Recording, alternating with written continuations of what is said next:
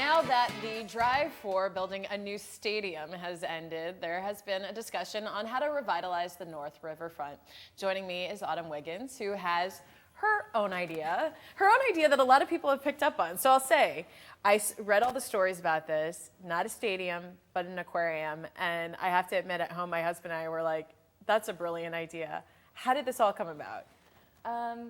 It was very cold, and I was at home just kind of like, everybody was so up in arms about the stadium, and I kind of remembered going to the Tennessee Aquarium when I was a kid and thought about, that was just such a great part of downtown Chattanooga, and I always wanted to go back, and I love going to big aquariums, and I thought, well, how much do those things cost? So, I went and I looked up that a lot of them were 150 to 300 million to build, and I'm like, well, they're so amazing, and they, they generate all this income or this revenue for the cities that they're in, and great tourist attractions, and like, why don't we have one here, and why isn't it by our riverfront, and why don't we connect more with our riverfront? And also, I had gone to a meeting with the City Arch River and a lot of other people about the Leonard K. Sullivan in front of the Arch, and we talked about how people in the city want to connect,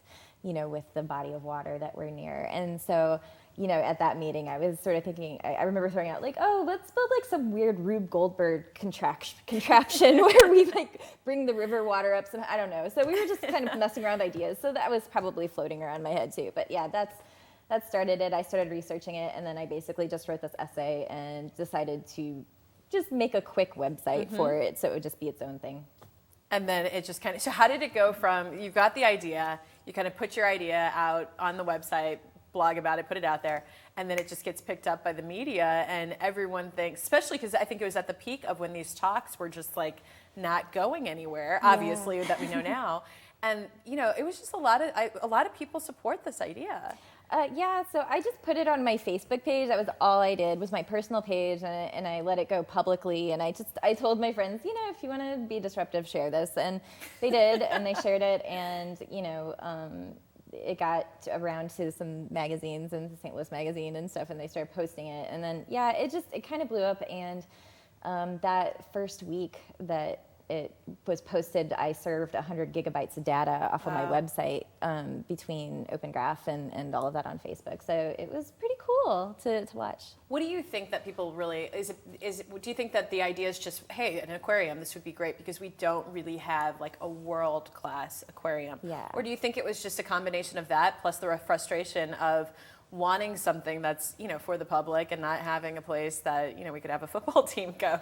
Where do you think just where it resonated with people? I think a little bit of it was the finances of it because of how much, we were being sold the stadium that was going to cost $1 billion, and how much revenue was that going to generate? And I felt like those numbers were kind of inflated. And, when you look at how much more an aquarium generates, I had to put that out there. And as it got bigger, other people started stepping up, and somebody started a GoFundMe, and I said, don't do that, because we can't, build an aquarium with $1 million, and I don't even know, that's like their limit.